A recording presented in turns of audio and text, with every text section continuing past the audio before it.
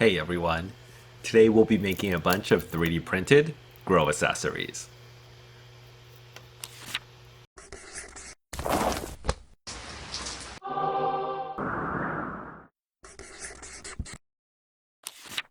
I'm currently building an outdoor grow shed to set up a true off-grid grow space. And with this type of resin shed, it's not made to have holes cut into it. So the best option I have is to use the current vent openings and the window panel, and then designed custom vent ports to attach to them. Of course, that means I need to get a 3D printer, and that's what I did. Now, what I realized is that there's a ton of free 3D model files available made for grow tents and just growing in general.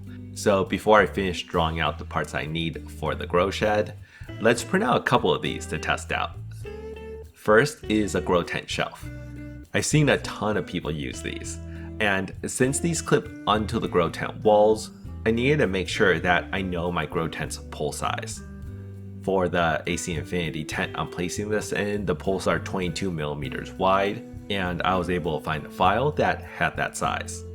Printing it took about 8 hours, but the results are awesome. I can place sensors, seedlings, a camera here. It just opens up a lot of the space that usually isn't used in the corners. Next, let's try these ceiling bar hanging hooks, which are a lot smaller, so they only took 2 hours to print 4 of them. These turned out super handy for hanging just about anything.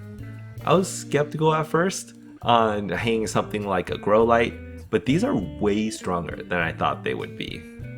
I'm about out of the starter white filament that came with the printer, but there should be enough left to make one of these pot raisers for fabric pots. This one is also quite large, so it took about 8 hours to print. But holy shit, are these good.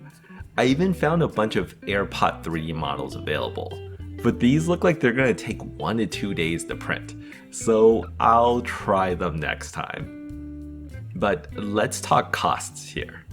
Printer itself was around $300, and this is considered one of the cheaper options on the market that requires a little bit of tinkering here and there to get up and running.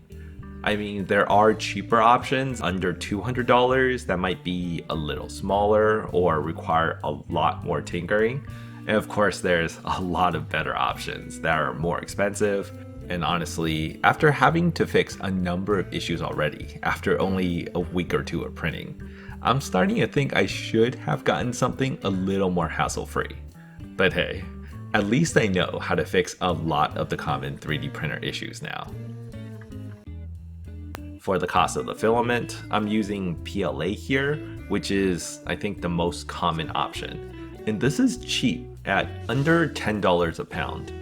So for reference, the grow tent shelf is only a few ounces in weight. It costs like $1 or $2 to print. So let's do one more.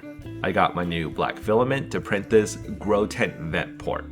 And this 2-piece design allows me to pop in my own filter before closing it up. And then I can open up my side vent ports for added passive intake air while still preventing bugs and light from getting in. With these prints, I've only scratched the surface of what's possible, and everything I've shown here are all 3D models that I found online being offered for free, which I'll link to in the description below.